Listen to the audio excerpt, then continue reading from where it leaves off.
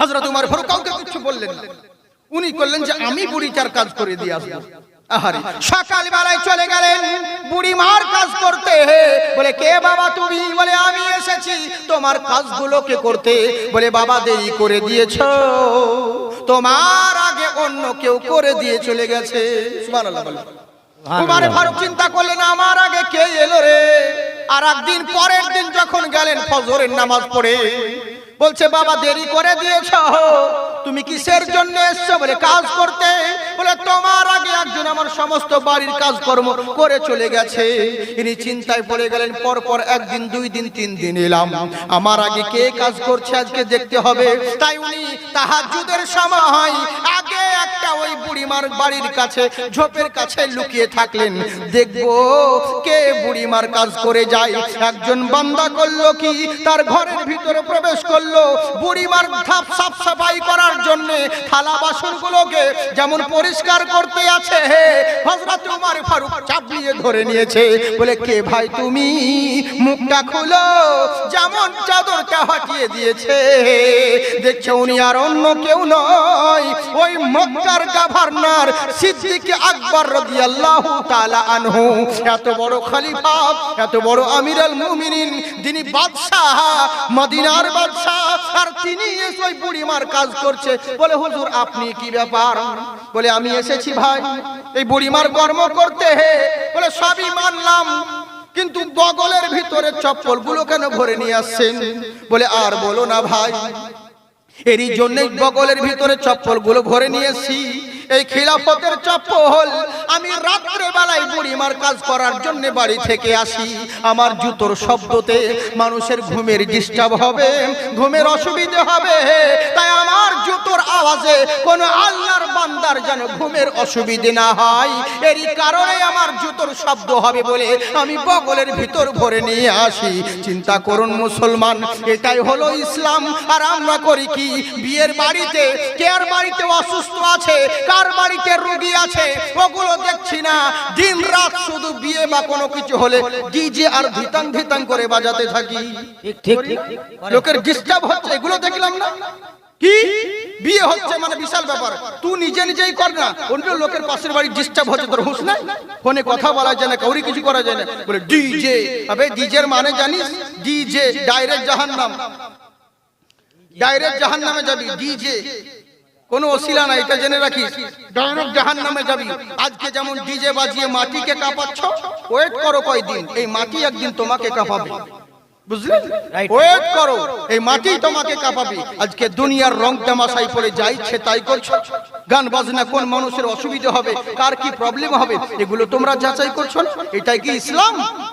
এটাই তোমরা মুসলমান? তাই বলছে ভাই আমার জুতোর আওয়াজে অন্য কারো প্রবলেম হবে, যেন কারো ঘুমের অসুবিধে না হয়, এরই কারণেই জুতো বগলের ভিতরে নিয়ে আসি। ওমর ফারুক কান্না করতে লাগলেন। পরের দিন মসনদে গেলেন, পরের দিন সিদ্দিক আকবর রাদিয়াল্লাহু তাআলা গদি থেকে নিয়ে বাড়ির দিকে রওনা হচ্ছেন। রাস্তার ধারে কিছু ছোট ছোট বাচ্চারা, ওই মেয়েরা প্রত্যেকদিন সিদ্দিক আকবরকে নিজের ছাগল হেলিত, বকরি দুম্বা দই হেলিত। আজকে কিন্তু ওদের মধ্যে বলা বলি করছে, আর তো বলা যাবে না, কারণ আবু বকর সিদ্দিক রাদিয়াল্লাহু তাআলা সে তো এখন বাদশা হয়ে গেছে, এখন খলিফা হয়ে গেছে, দেশের রাজত্ব চালায়, আর তো তাকে বলা যাবে না, আর সে তো আমাদের কোনো কাজ করবে না। হযরত আল্লাহু আকবার, আল্লাহু আকবার। হযরত আবু বকর রাদিয়াল্লাহু তাআলা উনি ওই ঘরে প্রবেশ করে বাচ্চাদেরকে বলছে, তোমার নিয়ে এসো ঘরের ভিতর থেকে বার্তা নিয়ে এসো, কটোরা নিয়ে এসো। বলে কি করবেন? বলে তোমার দুম্বাটা দুইয়ে দিই, ছাগলটা দুইয়ে দিই। বলে আপনি যে এত বড় খলিফা, কেন আমার বকরি দুয়াবেন? বললে শোনো, ওরে তোমার বকরি দুয়াবো তো কি আছে? বলে কেন? বললে শোনো, এখন আমি তো খলিফা হয়েছি, কিন্তু আশিকের রাসূল তো অনেক আগে থেকে আছি, এখন না হলে গোলাম হয়েছি, এখন না হলে খলিফা হয়েছি, মসনদে গদিতে বসেছি, কিন্তু গোলামে মুস্তাফা তো অনেক আগে থেকে হয়েছি, এরই নাম হলো ইসলাম। কারণ সবাই জানে, জেনে রাখো, কারো আইডিয়ালকে কাউকে ফলো করলে হবে না, কাউরির কথা মানলে হবে না, নবীর আদর্শকে ফলো করতে হবে। তাহলে তোমরা পরিপূর্ণ মুসলমান হবে। নবীকে মানতে হবে, কারণ নবী যদি রাজি হয়ে যায় আল্লাহ রাজি হয়ে যাবে। আর নবী যদি নারাজ হয়ে যান, তুমি যত ইবাদত করো, তাসবিহ তাহলিল করো, আল্লাহ কখনো রাজি হবেন না। আল্লাহ বলেন ইউহাক্কিমুনাকা, হাবিব গো তাদেরকে বলে দিন যারা আমাকে রাজি করতে চায়, যারা আমাকে হাকিম মানতে চায়, ওরা যেন আগে আপনাকে রাজি করে, আপনাকে হাকিম মানে, তাহলে আমাকে হাকিম মানা হবে। তাই বললে শোনো, নবী রাজি থাকলে মহান আল্লাহ রাজি থাকবে। তাই মেয়ে বলল, ওগো আমার আব্বা আম্মা জান, তুমি চিন্তা করো না, ওই সাহাবীকেই আমি বিবাহ করব, কারণ নবী রাজি থাকলে আমার আল্লাহ রাজি হবে। নারে তাকবীর, আল্লাহু আকবার, নারে সালাত, ইয়া রাসূলুল্লাহ। আহারে, এবার বললে ঠিক আছে, বিবাহের প্রস্তাব নাও, রেডি হয়ে যাও। এবার আমার করলেনটা কি? এখানে বলতে গেলেই 3 দিন লাগবে, দরকার নাই, ছেড়ে দিলাম। বিবাহ হয়ে গেল। বিবাহ যখন হয়ে গেছে, দিনের পর দিন যায়, রাত আসে, এইভাবে দীর্ঘদিন কেটে গেল। আগে বাড়বো না ছেড়ে দেবো বলেন? আগে বলবো? হাত উঠিয়ে বলেন আল্লাহু আকবার। আল্লাহ। 5 জন বান্দা 1000 করে টাকা দেন। যারা হাত খাড়া করলেন 5 জন, বেশি নয়, 5 জন 1000 করে দেন, তাহলে হবে। আমি যতক্ষণ বলি খাকি, বুঝলেন তো? মুখের আমার মুখ বন্ধ নেই, কিন্তু স্পিডে বলে আছি, হ্যাঁ ইনশাআল্লাহ। কারণ আপনারা বসে আছেন কষ্ট করে। 5 জন নাই, বেশি জনকে 10,000 20,000 5,000 বলিনি, ওটা দেন আপনাদের ব্যাপার, কিন্তু 1000 করে 5 জন দেন। আচ্ছা, ফারানা ইয়াসমিন 1000, আল্লাহ তুমি তার নেকদানকে কবুল করুক। যাকগে, একজন হয়েছে, মা বোনদের নিয়ে যে তরফ থেকে হয়ে গেছে গো, আপনারা নাই কেউ? 5 জন লক্ষ্মীর ভান্ডার তো দিয়ে দিয়েছে মা বাবার জন্য, ইনশাআল্লাহ 1000 টাকা আরেকজন দিয়েছে। আল্লাহ তুমি তার নেকদানকে কবুল করুক। দেখুন আমি কালেকশন বক্তা নই, কিন্তু এখন বলছি আপনাদের জন্য।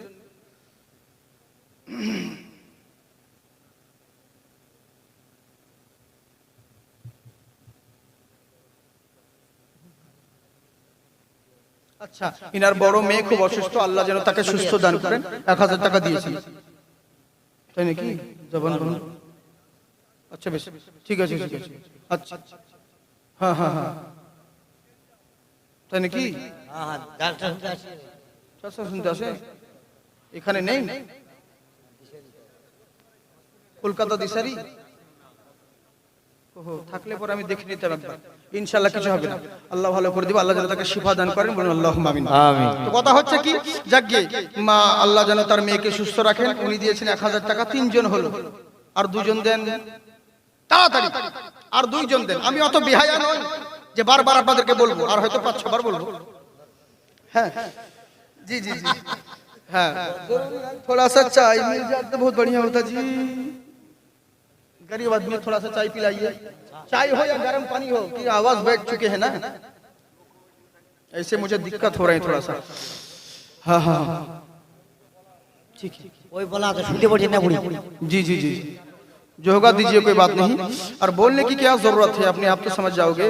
আসলে ব্যাপারটা একটা কথা বলি শোনামুখী, আপনারাও দোয়া করবেন। আমি খুব প্রবলেমের মধ্যে রয়েছি, আমি যে বক্তব্য রাখছি মানে বারবার বুঝতে পারছেন, আমি তো এইভাবে রাখি না, কিন্তু কয়েকদিন থেকে একটু খুব সমস্যার মধ্যে আছি। আমার এখানে একটা ইনফেকশন হয়েছে, মানে দাঁতে কামড়িয়ে দিয়ে গালে বারবার ছালা পড়ে পড়ে, মানে ওই জায়গায় একটা ইনফেকশন হয়ে গেছে।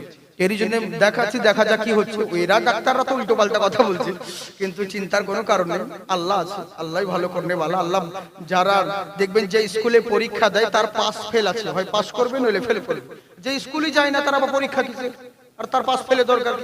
তো তেমনি আল্লাহ এরকম পরীক্ষা করে বহুত রকম জিনিস দিয়ে, তো ঘাবড়াবার দরকার নেই, আল্লাহর উপর ভরসা আছে।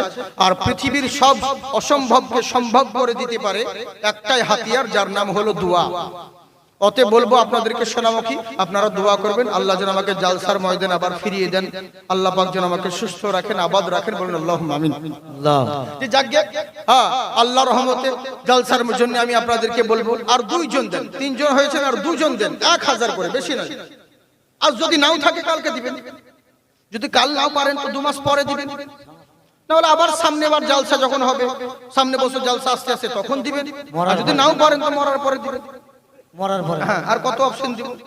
হ্যাঁ, এরই লেগে বলছি, অচিন্তার কোনো কারণ নেই। আজকাল তো মরার পরেই তো হচ্ছে বেশি, ঠিক ঠিক মরার পরে হচ্ছে। জিন্দাতে যা কিছু করছে করছে, মরার পরে জানাতা ময়দানে গিয়ে বলছে, আমার ছেলে যদি কিছু অন্যায় করে থাকে তোমরা ক্ষমা করে দিও। না, মৌলভী সাহেব বলে দিচ্ছে, ইনার যদি বাপ মা কারো কাছে ঋণ পেয়ে থাকে তো আপনারা বলবেন তার যোগ্য ছেলেরা আছে, শোধ করে দিবে। বলে না? আপনার দিকে না বলে আমাদের দিকে বলে, বলবেন তার যোগ্য ছেলেরা আছে, সন্তানেরা আছে, শোধ করে দিবে। হবে পাক্কা চিটারি কথা। আমি যদি বলি তোর বাপের কাছে 4 লাখ টাকা পাবো, ও দিবে? মানে সব জায়গায় ধাপ্পাবাজি, ওখানেও চিটারি করছে। ওটা ক্ষমা চাওয়ার প্ল্যাটফর্ম নয়, ও তো মরে গিয়েছে, ওর ফয়সালা আল্লাহ করে দিয়েছে। তোমার একটা দায়িত্ব হলো, তুমি মুসলমান, তাকে জানাজা পড়ে দাফন করে দিয়েছো। দাফন করতে গিয়ে এইটুকু শিক্ষা নিও, আজ যেমন তুমি তার লুঙ্গি খুলেছো, কালকে তোমার পরনের কাপড় অন্য কেউ খুলবে। ঠিক এই দিন সময় হবে, তাই বেঁচে থাকাকালীন ক্ষমা চেয়ে এসো, ওই মরার পরে নয়। বুঝলে? কিন্তু আমাদের হচ্ছে কি সব মরার পরে। জিন্দাতে যা হচ্ছে হচ্ছে, মরার পরে একদম চিকন হয়ে যাচ্ছে। আমার এক বন্ধুর খুব শখ ছিল প্লেনে চাপা, আমাকে প্রায় বলতো, ভাই আপনি তো দেশ বিদেশে বাইরে যাচ্ছেন, আপনার সঙ্গে আমাকে প্লেনে নিয়ে যাবো, জলসাতে যাবো। বলে ঠিক আছে চ, কিন্তু সুযোগ আর হলো না। বাইরে কাজ করতে গিয়ে কেরালাতে না বোম্বাই গিয়ে যাই হোক, ভাড়া থেকে পড়ে মারা গেল। মরার পরে প্লেনে চলে গেল, লাশ মরার পর চলে এলো। যা, জিন্দাতে তোর আশা পূর্ণ হলো না, তো মরার পর তো হলো রে। তো এই হচ্ছে ব্যাপার, আমাদের মরার পরেই হচ্ছে। বুঝলে? জিন্দাতে না হলে মরার পরেও হচ্ছে। এ তো হচ্ছে অবস্থা। তো কি বলবো, দুঃখের কথা। এরই লেগে বলছি, দান যদি নাও পারেন তো মরার পরে দিবেন, লিখিয়ে তো যান। 2 জন দেন, হাত উঠিয়ে বলেন আল্লাহু আকবার। তুমি বিশ্ব নেতা, সবার দাতা নবী মুহাম্মদ, তুমি বিশ্ব গুরু, সবার শুরু, খোদারি ইমদাদ। তুমি প্যারা মুহাম্মদ, তুমি আল্লাহর ইমদাদ, তুমি প্যারা মুহাম্মদ। সুবহানাল্লাহ বলেন। সুবহানাল্লাহ। সুর একই হতে পারে, কিন্তু আমি যা বলবো সব আলাদা, ডিফারেন্ট। এই মাল পাবেন কোথায়? অরিজিনাল আছে। হ্যাঁ, আমার আওয়াজ বসতে পারে, কিন্তু আপনাদের তো বসেনি। জোরে বলে সুবহানাল্লাহ। তুমি আসলে ভাবে ত্রিভুবনে হইল উজালা, আরে গরিব ইয়তিম দুঃখী সবার মিটিল জ্বালা। তুমি আসলে ভাবে ত্রিভুবনে হইল উজালা, আর গরিব ইয়তিম দুঃখী সবার মিটিল জ্বালা। তুমি নূরের নবী, ইসলামের ছবি, তুমি মুহাম্মদ, তুমি আল্লাহর ইমদাদ, তুমি প্যারা মুহাম্মদ, তুমি আল্লাহর ইমদাদ। জোরে বলেন সুবহানাল্লাহ। দেখো কে নিয়ে এলো মোল্লা। আচ্ছা, মণিপুর আসকেদা 500 টাকা। আল্লাহ আসকেদা, আসকেদা বিবি, আমরা কোন জায়গার নাম হয়তো আসকেদা বিবি। আচ্ছা, মণিপুর থেকে আসকেদা বিবি, উনি দিয়েছেন 500 টাকা। আল্লাহ তুমি তার নেকদানকে কবুল করুক। মাশাআল্লাহ, সুবহানাল্লাহ। দোয়া করি আল্লাহ যেন তোমাদের এই লক্ষ্মী ভান্ডারে আরো বরকত দিক। লক্ষ্মী ভান্ডার খুব, হ্যাঁ, তবে মমতা যেন আর টাকা না বাড়াই, 500 যেটা দিছে ওটাই থাক। বন্ধ করে দিলে তো আরো ভালো হয়। তবে তোমরা কি নাম ভাই? আচ্ছা, আব্দুল কাদের সাহেব 1000 টাকা, 500 নগদ, 500 বাকি। আল্লাহ যেন তার নেকদানকে কবুল করুক। বুঝলেন? এই দোয়া করি আমি। তবে আগে দোয়া করতাম যে আরো টাকা দাও ওদেরকে, কিন্তু আর ওই দোয়া করি না। আমি বলি আল্লাহ ওদের টাকা বন্ধ করে দাও, তাও ভালো। কারণ 500 দেওয়াতে যদি এদের এত পিক আপ হয়, 5000 টাকা পেলে তো আপনাদের মতো স্বামীকে 14 বার তালাক দিবে ভাই। হ্যাঁ, তো যাকে তোমরা যদি দান করো, এই দোয়া করবো যেন ভুল করে অন্যজনের অ্যাকাউন্টে টাকা তোমাদের অ্যাকাউন্টে চলে আসে। আর যদি টাকা না দান করো তো এমন দোয়া করবো ফিঙ্গার মিলবে না, আপডেট হবে না, টাকাও লিংক হবে না।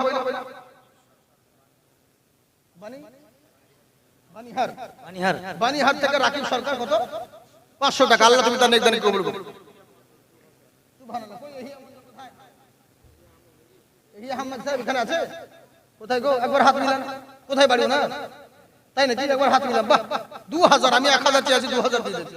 একবার আসেন, সামনে আসেন, ভয় করতে গেলে লান, চিন্তা করেন না, অসুবিধা নেই। ওহ, আপনার দাদু ইন্তেকাল করেছে? আচ্ছা, বেশ, ঠিক আছে। আচ্ছা, 2200 টাকা। ভোজপুরি ফ্রিতে, ভোজপুরি শোনাবো নাকি? আমার গলা বুঝেছি। আচ্ছা, বেশ, ঠিক আছে। হ্যাঁ, জি জি জি, এই দেখেন হয়েছে। আল্লাহ তুমি তাদের নেকদানকে কবুল করুক। একজন দিয়েছে 2200 টাকা, আমাদের এহিয়া আহমদ সাহেব। আল্লাহ তুমি তার নেকদানকে কবুল করুক, বলুন আল্লাহুম্মা আমিন। তাহলে আমি বলেছিলাম, কিন্তু 4 জন হয়েছে 1000, এখনো একজন বাকি আছে। তাড়াতাড়ি দেন। একজন নাই, একজন দেন সোনামুখী আমার। একজন দিলেই কবুল হবে।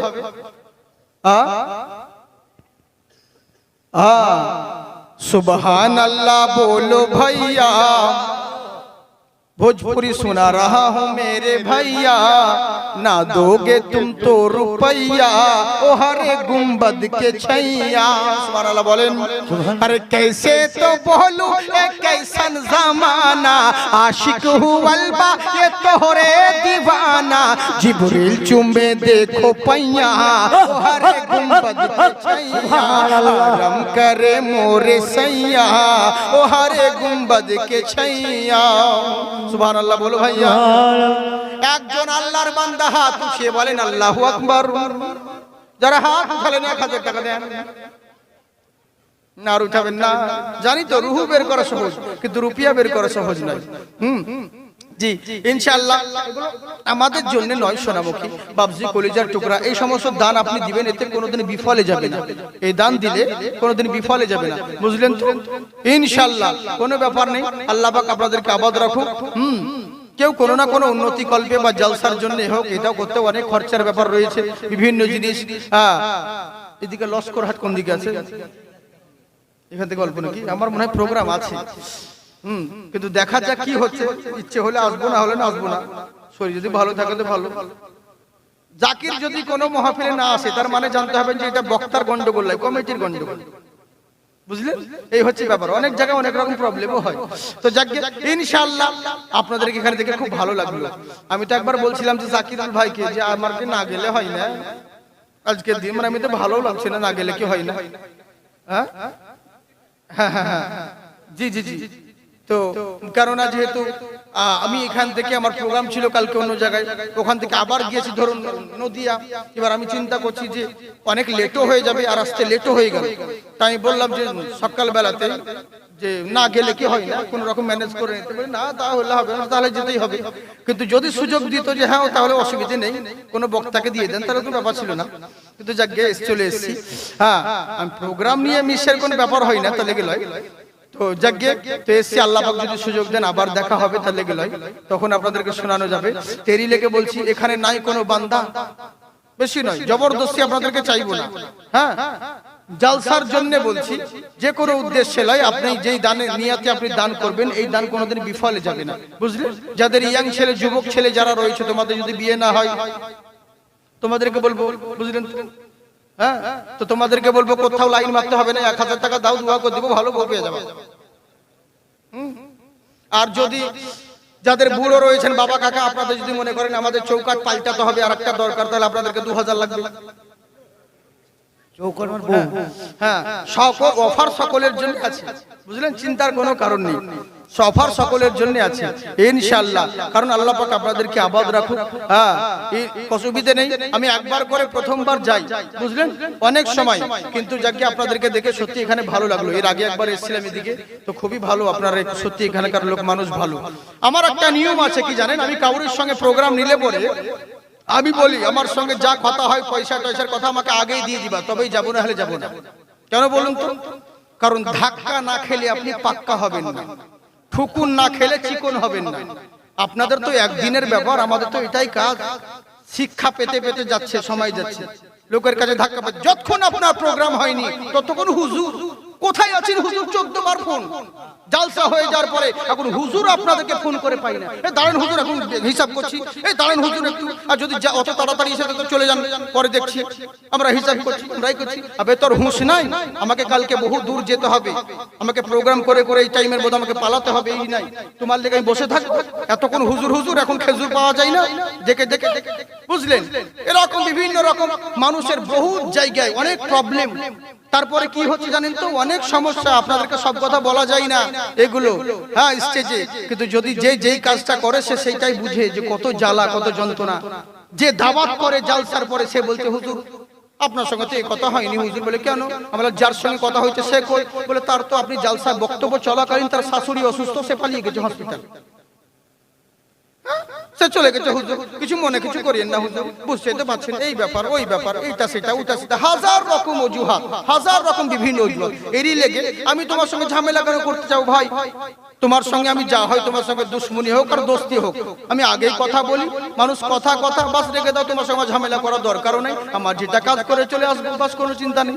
এরই লেগে বলি, খারাপ যদি হয় তো প্রথমেই হবে, ওই পরে খারাপ হয়ে আমার কোনো লাভ নেই, এটাই হচ্ছে মেন জিনিস। কি নাম? আচ্ছা বেনামি, হ্যাঁ নাম নেওয়া দরকার নেই।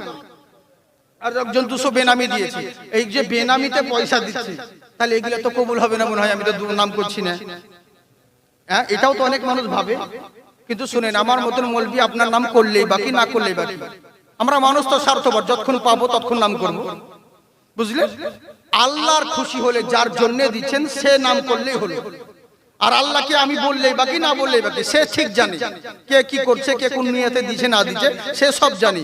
অতএব এটা নামের দরকার নেই, আল্লাহ পাক তার নেকদানকে কবুল করুক। এবার আমাদেরকে নাম কিছু বলতে হয়, যেহেতু দুনিয়ার হালাতে মানে চিনার জন্য, পরিচিতির জন্য অনেক কিছু ব্যাপার থাকে। হয়তো সিরাজুল নাম অনেক আছে, কিন্তু কোন সিরাজুল? এখন এখানকার সিরাজুল না পাশের গ্রামের সিরাজুল, এটাও তো বাস্তব। মুক্তার আলী মন্ডল 500 টাকা নগদ, 500 টাকা বাকি। আল্লাহ তুমি তার নেকদানকে কবুল করুন, বলুন আল্লাহুম্মা আমিন। শেষ বেলায় সকলের জন্য দোয়া হবে, এরই জন্য আমাদেরকে নামটা বললে পরে একটু সুবিধা হয়, বুঝেছেন? এখন ইন্টারনেটের যুগ, সোশ্যাল মিডিয়ার যুগ, ছেলে হারিয়ে গেছে, বিজ্ঞাপন দিয়ে দিয়েছে, যদি এই ছেলেটাকে কেউ দেখে থাকেন অবশ্যই তার বাড়িতে পৌঁছে দিবেন, তাকে পুরস্কার দেওয়া হবে।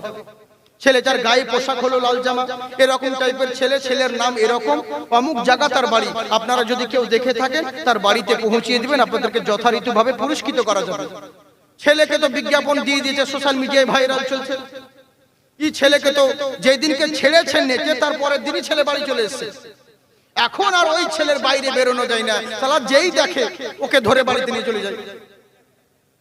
কেন? ওই যে নেটে ভাইরাল হয়ে আছে যে ছেলে হারিয়ে গেছে, কিন্তু ও তো কবে হারিয়ে গেছে, কিন্তু বাড়ি চলে এসেছে, কিন্তু ওইটা চলছে এখন সব জায়গায়। তেরি লেগে বুঝলে নাম না হলে খুব মুশকিল হয়, নামের আমাদের দরকার পড়ে, বলতে হয়। হ্যাঁ তো যাকে আল্লাহ আপনাদের আমাদের সকলকে আবাদ রাখুন। 5 জনকে চেয়েছিলাম 1000 করে, আপনারা 5 জন দিয়ে দিয়েছেন, খুশি না বাজার? খুশি তো? আল্লাহু আকবার বলেন। কিন্তু 1 হাত তো হলো, 1 হাতের কি 5টা আঙ্গুল, আর 1 হাতে কি আছে? এটারও তো 5টা আছে।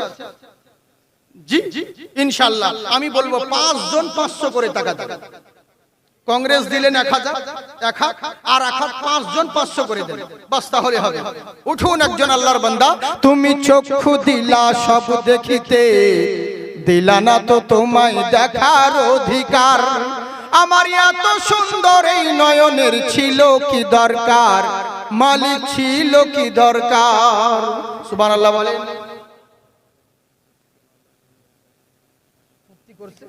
করছেন সুবহানাল্লাহ। আপনার নাম কি যে ভাই ভুলে গেলেন? ও মাওলানা শরীফুল সাহেব। নারে তাকবীর, নারে সালাত। আমার মাওলানা শরীফুল সাহেব, উনি মুফতি কোর্স করছেন, উনি দিয়েছেন 500 টাকা। আল্লাহ তুমি তার নেকদানকে কবুল করুক, আল্লাহ যেন তার নেক মাকসাদ শুধু উনি বলে নয়, উনার ওসিলায় আল্লাহ আমার প্রত্যেক সুন্নি ওলামাকে যেন আবাদ রাখেন, ইলম আমালে জবানে যেন তাসির দান করেন, বলুন আল্লাহুম্মা আমিন। ইনশাআল্লাহ একজন হয়েছে, আর একজন মুকারিম হোসেন ভাই আমার, উনি দিয়েছেন 500 টাকা, নতুন নোট গো সব। ইনশাআল্লাহ আল্লাহ তুমি তার নেকদানকে কবুল করুক। 2 জন হয়েছে, আর 3 জন দিন, তাহলে বলবো না আর। এই দুনিয়ার এত আলো অন্ধ হয়ে রইলাম, এত আলো নিয়ে আমি কিছুই না করিলাম, তোমায় দেখার আশার তরে, তোমায় দেখার আশার তরে সাজাইলাম সংসার, আমার এত সুন্দর এই নয়নের ছিল কি দরকার, আমার ছিল কি দরকার। এই দেখেন 1000 টাকা দিয়ে দিতে সোহেল সরকার, আর চেহি কি দরকার? যাকে 1000 টাকা উনি দিয়ে দিয়েছেন, আল্লাহ তুমি তার নেকদানকে কবুল করুক। তাহলে তো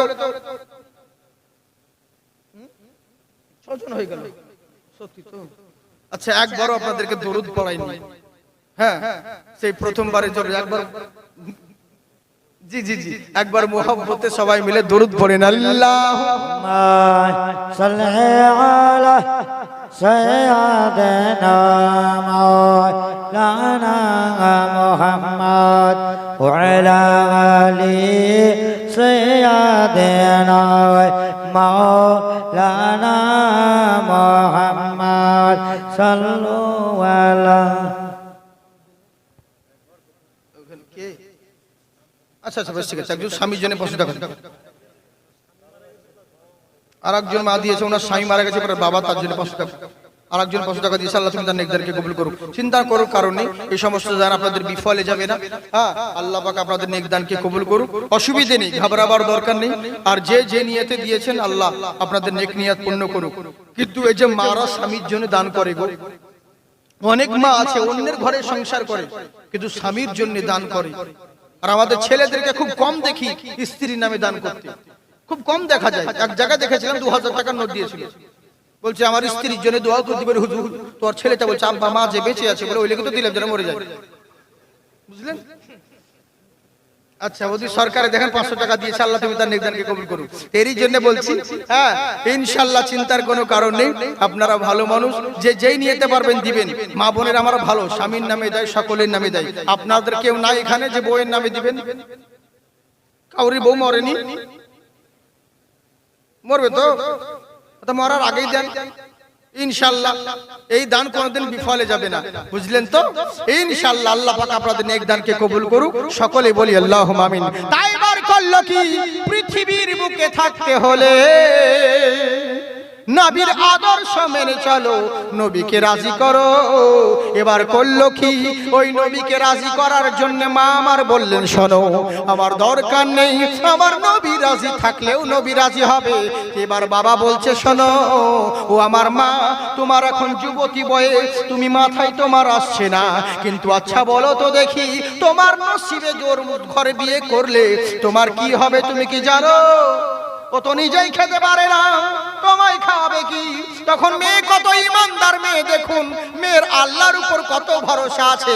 উনি বলছেন শোনো, আমার সুখ যদি আমার কপালে থাকে কেউ দুঃখ দিতে পারবে না, যদি দুঃখ লেখা থাকে কেউ সুখ দিতে পারবে না।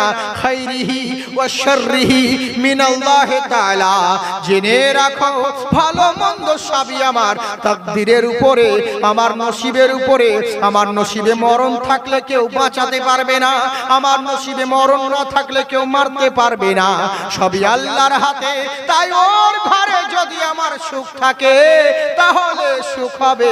এরই লেগেই বলে সুখ দুঃখ সবারই আল্লাহর হাতে, নসিবের ফের বলো কে পারে খণ্ডাতে। সুবহানাল্লাহ। তাই তো বাবা, নসিবের খণ্ডন কেউ খণ্ডাতে পারে কি? যেটা আছে কি নাম, মুস্তাফা আলী 1000 টাকা দিয়েছেন, আল্লাহ তুমি তার নেকদানকে কবুল করুক। যাকগে, হ্যাঁ চেয়েছিলাম 5 জন কিন্তু হয়ে গেল 7 জন। 1000 আর 3 জন দিলে ভালো হয়ে যায়, তা 10 জন পড়ে যাবে, 2 হাত হয়ে যাবে। আর 3 জন দেন, আপনাদেরকে বউয়ের কিরা দিলাম। যদি বউকে কেউ ভালোবেসে থাকে, মা বোন তোমরাও সাক্ষী থাকো, এরা তোমাদেরকে কত ভালোবাসে দেখা যাবে। কি রে দিলাম তাও টাকা দিছে না।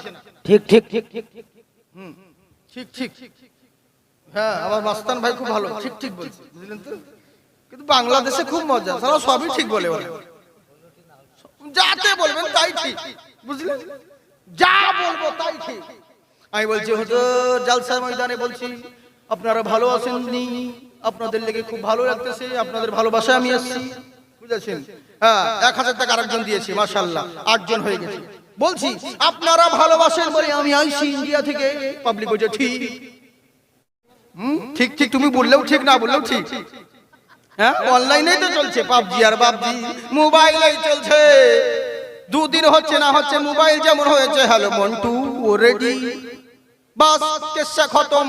3 মাস হয় না বিয়ে লাগতে, বিয়ে হওয়ার পরে 1 মাস যায় না দুজনের মধ্যে কুকুরের মতন ঝগড়া লেগে গেছে। আর চলছে না সংসার। বলে কি? বলে ভাত ছাড়বো, তোমার ভাত আর খাবো না। কেন? বিয়ের আগে খুব লাফাচ্ছিলি, বাস কেসা খতম হয়ে গেল। এই তো দেশের পরিস্থিতি। কাকে বলবো দুঃখের কথা, কি বলবো বলুন? আজকে মাদের ব্যাপারে কিছু বলছি না, বলবো না। কেন? একটা দিন এসে ওদের ব্যাপারে কিছু বলার দরকার নেই, কারণ মেয়েদের ব্যাপারে বলে আর কোনো লাভও নেই, কারণ ওদের হাতে মলবির ভাত। আপনারা ভালো করেই জানেন, মাওলানার পালি পড়লে ভাত ওরাই দেয়। আপনারা তো শাকসবজি বাজার করে এনে দিবেন, ওরা রান্না বান্না করবে, ওরাই ভাত দিবে। যদি ভাতের তলে বীজ ভরে যায়, তাহলে শেষ। মৌলবীকে জালসা করতে হবে না, ওর জানাজা পড়তে হবে। ভাই ঠিক, ঠিক। বলছি মা বোন, তোমরা রাগ করো না, সোনামুখী তোমাদের কথা বলছি না, ও আমাদের ওদিকের মেয়েদের কথা বলছি। তোমরা রাগ করবে না, তোমাদের কথা বলি না, আমাদের দিকের মেয়েদের কথা বলছি। তো বুঝলেন, 2015 তো এলো থ্রি পিস এলো, চুস সিস্টেম, এমন টাইট ফিটিং প্যান্ট পরতে লাগলো, শালা বাপ পরলে মাকে খুলতে হচ্ছে, আর মা পরলে বাবাকে খুলতে হচ্ছে। এত টাইট চুস প্যান্ট, ওটা তালাক দিয়ে দিল। 2019 এলো টু পিস, এত বড় যে দুটো লুঙ্গির সমান পায়জামা, যার নাম হলো প্লাজো। ওটা হয়ে গেল, ওটাও কিছুদিন চলার পরে এখন 23-এ তালাক দিয়ে হয়ে গেছে কি ওয়ান পিস। হ্যাঁ, মার্কেটিং বোরখা উঠলো, ওটাও তালাক দিল, এখন ওয়ান পিসে রয়েছে। আমার মন বলে ভাই আগে ছিল থ্রি পিস, তারপরে হলো টু পিস, এখন হয়েছে ওয়ান পিস, সামনে মনে হয় হবে উলঙ্গ পিস। যেটা আছে ওটা থাকবে না। হ্যাঁ, এমনিতে তো দেখছি দেশের যা পরিস্থিতি, কাকে বলবো দুঃখ। হ্যাঁ গো, রাস্তায় চলছে, ওকে পুরুষ ভেবে সালাম দিতে, আসসালামু আলাইকুম, সালাম দিয়ার বলতে যে সালাম নিয়ে ছেলে, বুঝলেন? তো চিনবো কি করে? সেলিম যাচ্ছে না সেলিমা যাচ্ছে, কি করে বুঝবো? ঠিক, ঠিক, ঠিক। এই তো হচ্ছে আমাদের অবস্থা। হ্যাঁ, আর আমাদের পুরুষগুলো কোনো ব্যাপার নেই তো, খালি একবার বলে দিবে, মৌলবী সাহেব জালসা করে দিবে, পর্দার ব্যাপারে বলে দিবে। আমি পর্দার ওয়াজ আর করি না, পর্দার ওয়াজ করতে করতে পর্দা, যমুনা, গঙ্গা সব এক হয়ে গেল, কিন্তু কাজ হচ্ছে না। আর তোমরা ভাবছো যে শুধু একদিন জালসা করে নেবে, মৌলবী বক্তব্য দিয়ে দিবে, বাস কাজ হয়ে যাবে। তাই কখনো হয়? হ্যাঁ, ওয়াজ তোমাদেরকে করতে হবে, পুরুষ নামে কলঙ্ক হয়েও না, বুঝেছেন? আমার বহুত পুরাতন কথা, মেয়েদের পর্দার জন্য বলেছিলাম, যুবক ভাই তোমরা মেয়েদেরকে ওয়াজ করো, শুধু মৌলবীর ওয়াজে হবে না। খালি একবার বলে দেখি, ওই যদি কাল থেকে বেপর্দা হয় ঘুরে বেড়াস না, তোর বুকে পাঁচা পিয়াসান দিব, দেখবেন সুধরে যাবে মেয়েরা। ঠিক, ঠিক, ঠিক। এক জায়গায় যখন মেয়েরা বসে বসে গল্প করে, তখন ওরা নিজেরাই বলে, বোন তোরটা কেমন, তোরটা বলে আমার তো যা বলবি তাই, কোন ব্যাপার না। আর একজন করে তোরটা কেমন, বলে আর বলিস না, হেভি করা, এক পা বাইরে বেরোনো যায়। কাল কুট কুট। হ্যাঁ, তো তেমনি মেয়েরা রাগী সাহেব পছন্দ করে, কিন্তু আপনি তো বলবেন না পুরুষ নামে কলঙ্ক। মেয়েদেরকে সামনে যাকে পর্দা করার দরকার, সামনে বুঝেছেন, শপিং এর ব্যাগ হাতে দিয়ে দিয়েছে। হ্যাঁ, শপিং এর ব্যাগ হাতে দিয়ে দিয়েছে, সামনে বউ শপিং করে বেড়াচ্ছে, আর এই গ্যানা মার্কা বলদ এই পিছনে ছেলে কোলে করে আদর করছে, আমার চু না, আমার লাই না, আমার মোহনু, খুব আদর করছে। এর লেগে বলেছিলাম, বউকে সামনে দিয়া আপন ছেলে কোলে নিয়া যারা মরদ সেজেছে, আসলে এরা মরদ নয়, মরদ নামে হিজড়া হয়ে আছে। ঠিক, ঠিক। আল্লাহর রাসূল বললেন, শোনাও, জাল্লাদ দাইয়ুসুল ইয়াদখুলুল জান্নাহ, যার দুদিনে নারীরা রয়েছে, নিজের নারীদেরকে যারা কন্ট্রোল করতে পারলো না, ওরে জান্নাত তো দূরের কথা, জান্নাতের খুশবু পর্যন্ত পাবে না। তাই বলছি শোনো মা বোনেরা, বাপ ভাইরা, ইসলামের শরিয়ত মোতাবেক যদি চলো, সব জায়গায় লাভবান হবে। এরই জন্যই তো সংস্কৃত ভাষায় বলতে আছেন গুরু নানক, শোনো, পৃথিবীর বুকে ওম অন্তিম মহারিষি উচ্চালম পধারিত পূর্বেষ্টমী, ওম নমস্তুতে নমস্তস্যৈ বিদ্যাশ্বরী মহালক্ষ্মী পূর্মিদয়হা, ওমকার নমস্তুতে। পৃথিবীর বুকে কোথায় কেন ছুটে বেড়াচ্ছ? তোমাদের নিকটে এমন একজন আইডিয়াল রূপে নবী এসেছে, এমন একজন মহামানব এসেছে, আর তাকে বাদ দিয়ে কোথায় দৌড়ে বেড়াও, কোথায় ছুটে বেড়াও, কোথাও গিয়ে তোমাদের পরিত্রাণ হবে না। যদি ইহ জগৎ আর পর জগতে কামিয়াবি লাভবান হতে চাও, তাহলে কোথাও গিয়ে ওই তোমার লাভ হবে না। ওই তোমার নবী, সেই গুরুকে যদি রোল মডেল মনে করতে পারো, তোমরা সব জায়গায় লাভবান হবে, সব জায়গায় কামিয়াব হবে। আর যদি নবীকে বাদ দিয়ে নিজের মন মতন চলো, সবই বরবাদ হবে।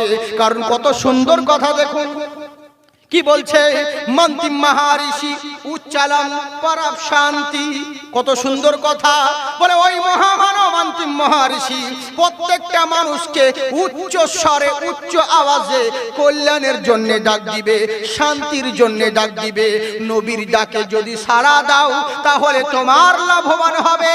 আর নবীর কথা বাদ দিয়ে যদি নিজের মন মতন চলো, এখানেও বরবাদ হবে, ওখানেও বরবাদ হবে। তুমি ভেবে নিয়েছো ক্ষমতার জোরে, রক্তের জোরে মানুষকে মানুষ মনে করছো না। ক্ষমতার জোরে মুসলমানকে মেরে দিব, অমুকজনকে গরিব মানুষকে হত্যা করব, কি হবে? মরে যাব, শ্মশানে পুড়িয়ে দিবে, সব কেসা খতম হয়ে যাবে, আমার পাপ ধুয়ে যাবে। এটা ভুল ধারণা। পারাপ শাস্তি যমরূপম অতি ভয়ঙ্করম। পৃথিবীর বুকে মরে যাওয়ার পরে শ্মশানে পুড়িয়ে দিলে কখনো পরিত্রাণ হবে না। মহান স্রষ্টা যে তোমাকে সৃষ্টি করেছে, ওই মহান স্রষ্টার দরবারে তোমাকে ভয়ঙ্কর শাস্তির ব্যবস্থা আছে। ওই শাস্তির জন্য তুমি অপেক্ষা করো। জেনে রাখো তোমার জন্য মহান স্রষ্টার দরবারে চরম ভয়ঙ্কর শাস্তির ব্যবস্থা আছে। তাই ঘাবড়িয়ে যেও না। এই কথা শুধু বেদ পুরাণে নয়, আমার কোরআনেও আছে।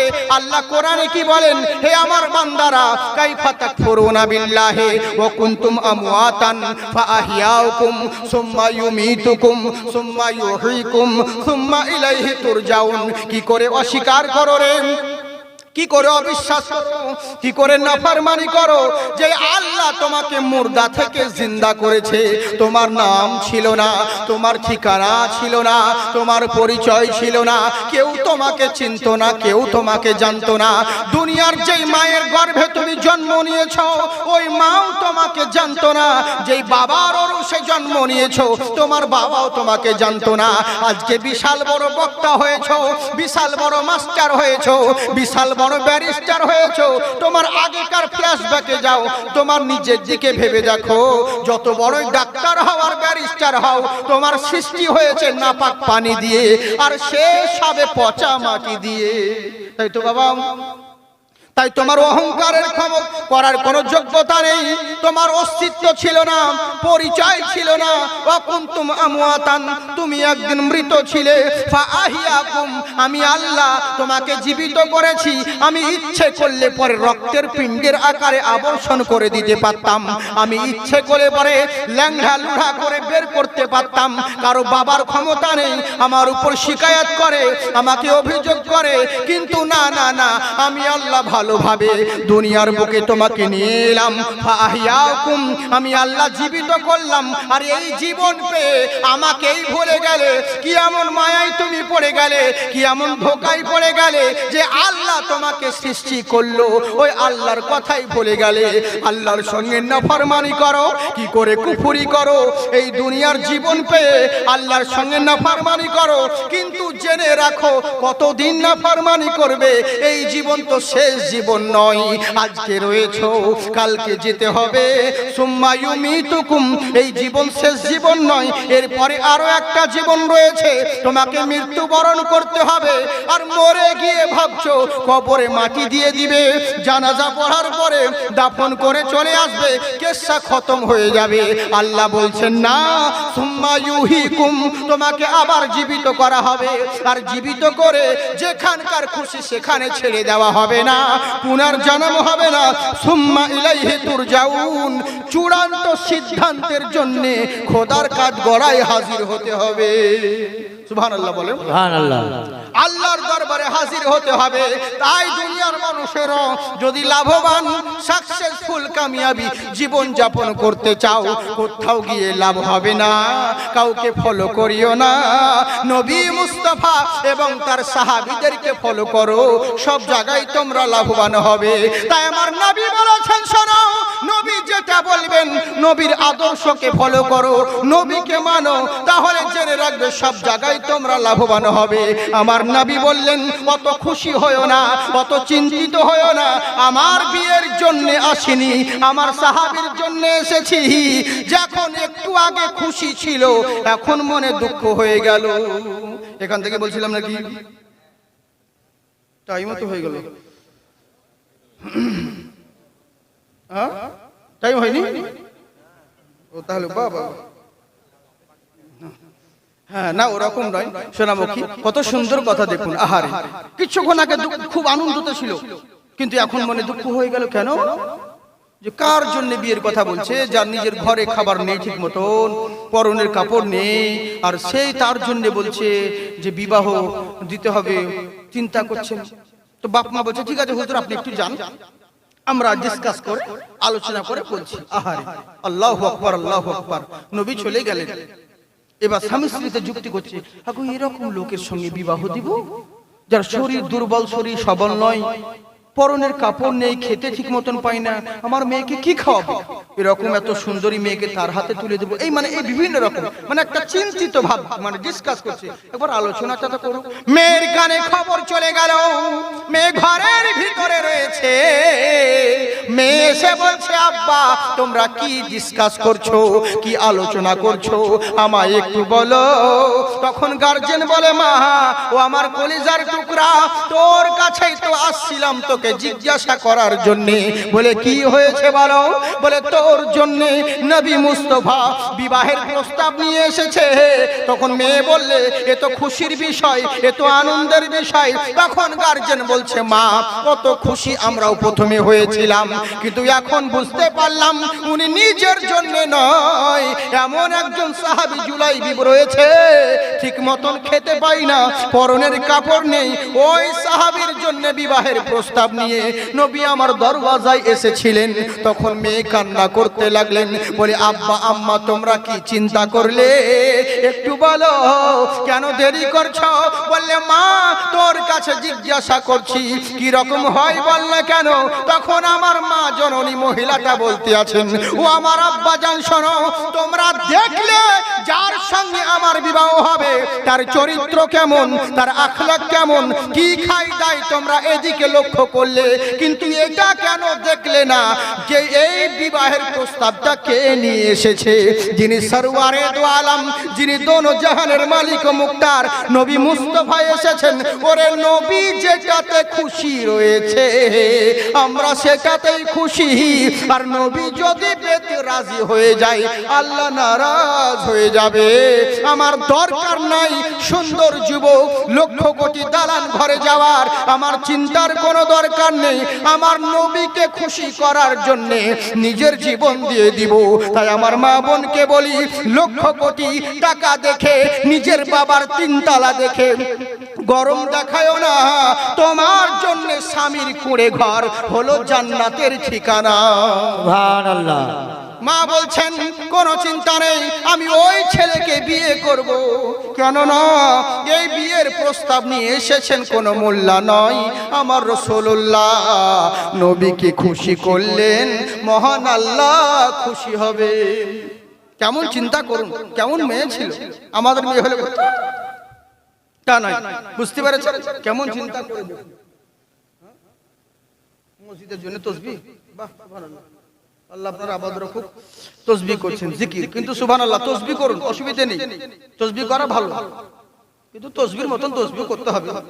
তসবিহ চালাচ্ছেন মানে সবই দিচ্ছে, তসবিহ মানে তসবিহ করছে মানে সবই করছে। হ্যাঁ হাই রে হাই রে, আজকাল ওইটা বললাম আগে যে সব কিছু ঠিক আছে শরীয়ত মারফত হাকিকত তরিকাত, কিন্তু সিস্টেমই আলাদা হয়ে গেছে। আমাদের সিস্টেমটাই গোলমাল চলছে, বুঝলেন? এই তো হচ্ছে ব্যাপার। তসবিহ করছে, সবই করছে। একজন মেয়েকে বলেছিল একজন সাহাবী, বুঝলেন তো, মানে একটা বিশাল বড় রাজা ইমানদার তার স্ত্রীকে বলেছিল, একজন মানে লম্পট, সে বলেছিল আমি তোমাকে বিবাহ করব, প্রস্তাব দিয়েছিলেন। স্ত্রী কান্না করতে লাগলেন, আল্লাহ আমার মতন মেয়েকে, আমি একজন এর স্ত্রী, আর এরকম একটা লম্পট বাজারি, সে বলেছে নাকি গুন্ডা মাওয়ালি, সে বলছে আমাকে বিবাহের প্রস্তাব দিচ্ছে। চিন্তা পড়ে গেল, বলছে যদি না করো না তো তোমার জোর করে তোমাকে বিবাহ করব। স্বামীর কাছে খবর দিলে, নালিশ জানালেন। বলে স্বামী কি করব বলুন? বলে কি হয়েছে বলো? বলে এই ব্যাপার। তো চিন্তায় পড়ে গেলেন যে সত্যি তোর এরকম অবস্থা, আমার তো মান সম্মান কিছু থাকবে না, আমার স্ত্রীকে যদি অন্য কেউ বিয়ে করে কি করবে? বলে চিন্তা করবেন না স্বামী, আমি দেখছি। বলে কি? ওকে চিঠি লিখে পাঠালেন যে আগামী 40 দিন তোমাকে বিয়ে করতে পারি, তুমি আমাকে বিয়ে করবে, আমিও তোমাকে বিয়ে করতে পারি, কিন্তু শর্ত হলো কি যে তোমাকে 40টি দিন নামাজ পড়তে হবে। 40টি দিন তোমাকে উমারে ফারুকের পিছনে নামাজ পড়তে হবে, নামাজ আদায় করতে হবে। বলে ঠিক আছে, কোনো ব্যাপার নেই। 40 দিন কেন, তোকে বিয়ে করার লেগে যদি 40 বছরও করতে হয় তাও পড়বো নামাজ। এই নামাজ ধরে নিল, আহারে নামাজ পড়ছেন, নামাজ পড়ছেন, নামাজ পড়তে আছে। হ্যাঁ 30 দিন, 35 দিন, 40 দিন হয়ে গেল, 41 দিন পেরিয়ে গেল। বিয়ে করার কথা ছিল 40 দিন, কিন্তু 41 করতে করতে 45 দিন হয়ে গেল, এর কোনো খবর নেই। অবশেষে রাজা তার সঙ্গে দেখা করে বলছে, আচ্ছা তোমার যে কথা ছিল 40 দিন পরে তুমি বিবাহ করবে, কিন্তু এখন কই তুমি বিয়ের কথাই বলছো না? বলে শোনো, আর আমার দুনিয়ার কারো প্রয়োজন নাই, কারণ আমার বিবাহের প্রয়োজন নাই। আমি আগে ওকে ভালোবাসতাম, কিন্তু জানতাম না নামাজের মধ্যে এত মজা রয়েছে, ইবাদতে এত ভালোবাসা রয়েছে। কোন মোল্লার ভালোবাসার প্রয়োজন নাই, আমি ভালোবাসবো তো আমার আল্লাহ আর রাসূলুল্লাহকে। আমি ইবাদতের মধ্যে জিন্দেগি কাটিয়ে দিতে চাই। যতদিন বেঁচে থাকবো ততদিন আমার এই জীবনটাকে ইবাদতের মধ্যে গুজরাতে চাই। আমার কোনো কাউরির দরকার নেই, কিছুরির প্রয়োজন নাই। ওই রকম বিবাহ রকম সুন্দরী আমার কাছে তুচ্ছ মনে হচ্ছে। আমার প্রয়োজন নেই, তোমার বিবি তুমি নিয়ে থাকো। আমি যেই ইবাদত তাসবিহ তাহলিল করছি, আমি এটা নিয়ে মত্ত থাকি। চিন্তা করে দেখুন, যেই নামাজ, যেই তাসবিহ, যেই তাহলিল, জিকির, আজকার একটা লম্পটকে ভালো করতে পারে, ভালো করে দিয়েছে। আমরা তো 40 বছর ধরে নামাজ পড়ছি, শালা এখনো লোকের আলকাতা ছাড়িনি।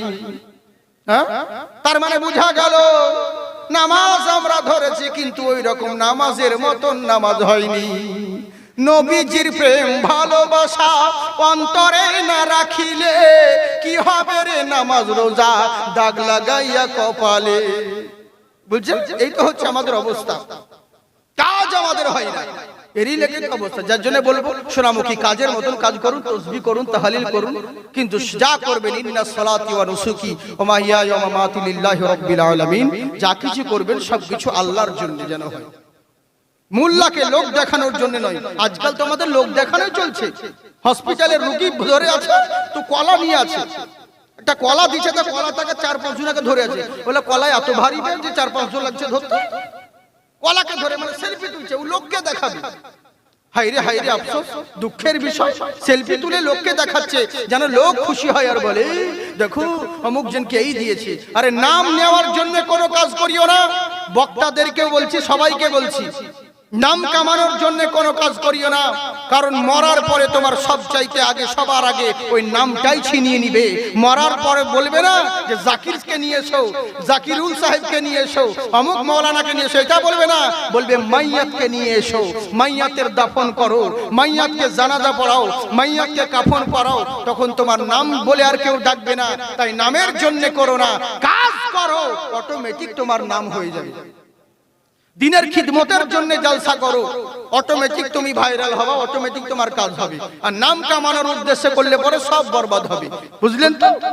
আরে নবী মুস্তাফা সাল্লাল্লাহু আলাইহি ওয়াসাল্লাম উনি যতদিন ছিলেন উনাদের একটা ফিরিস ছিলেন, লিস্ট ছিল যে কে কার খিদমত করবে, কে কার দরওয়াজায় যাবে, কে কার কাজ করবে, একটা লিস্ট ছিল। উনি দুনিয়া থেকে পর্দা নেওয়ার পরে সিদ্দিক আকবর রাদিয়াল্লাহু তাআলা আনহু উনি এলেন, খিলাফতে বসেন, মাসরাদে বসে আছেন। উমরে ফারুক চিন্তা করছেন যে কি ব্যাপার রে, একটা লিস্ট দেখলাম, এই লিস্টে বার একজনের বুড়ি কাজ করতে হবে, কিন্তু কে ওই বুড়ি মার কাজ করবে এটা লেখা। প্রশ্ন চলছে জানেন, এমন আপনি যে কোনো জায়গায় যান, এত ডিভোর্স আর তালাক নিয়ে ব্যস্ত মুসলিমদের মধ্যে। তালাক দিয়ে দিচ্ছে, দিয়ে দেওয়ার পরে তখন আমাদের কাছে এসে নেওয়ার জন্য, তবে তালাক যখন ওই বউকে নিবি তাহলে তালাক কেন দিলি? তুই যখন নিবি ওর সঙ্গে সংসার করবি, ওই এক তালাক দিয়ে ছেড়ে দিলি না? কিংবা ওকে মেরে হসপিটালে ভর্তি করে দিলি না? গ্রামে বিচার বসালি না? ওর যার ঘরে মেয়ে তার ঘরে পাঠিয়ে দিলি না? ওরকম না করে তালাক একসঙ্গে যত পাচ্ছে 14 গোষ্ঠীকে তালাক দিয়ে দিছে। তারপরে এসে বলছে হুজুর কি করা যাবে? বলে কেন, কবার তালাক দিয়েছো? বলে হুজুর 3 বার, তারও বেশি। বউকে জিজ্ঞাসা করছে কবার দিয়েছে? বলে কত বাজি দেয়, ঠিক না, ঠিক নাই, এর আগে বহুবার দিয়েছে। বলে তাই নাকি? বলে হ্যাঁ। বলে তাহলে এখন এলে কেন? বলে মেলা লোক ছিল, সবাই শুনে নিয়েছে, বলে আসতে হলাম। বলে তাই নাকি? বললে হ্যাঁ। তালাক দিয়ে দিয়েছে। এবার আমাকে বলছে হুজুর কি করতে হবে? আমি বললাম চলবে না, ওয়াজের সঙ্গে কিছু ওয়াজ দরকার, সব রকম কথা শুনতে হবে। বুঝলেন? যতক্ষণ বলবো খুব ইম্পর্টেন্ট, যেগুলো আমাদের দরকার জিনিস, সব জিনিস আপনাদেরকে বলবো, মন দিয়ে শুনুন। ইনি চিন্তায় পড়ে গেল যে কি করব, তালাক করতে এসছে। বলছে হুজুর তালাক দিয়ে দিয়েছি, মামলা বউ নেওয়া যাবে না। যদি একবার দুবার দিতে তার সুযোগ ছিল। বলে অমুক মৌলবি যে বলছে, ওই আল খবিস না আল হাদিস কি বলছে, যাই হোক মনে পড়ছে না, ওরা যে বলছে যে এইভাবে তালাক হবে না, কোরআন শরীফে তালাকের নিয়ম আছে, তালাক দিতে গেলে 3 ধাপে দিতে হবে। আর রাগের মাথায় তালাক হয় না, তবে রাগে দেয় না তো হাসতে হাসতে কফি খেতে খেতে তালাক দেয়।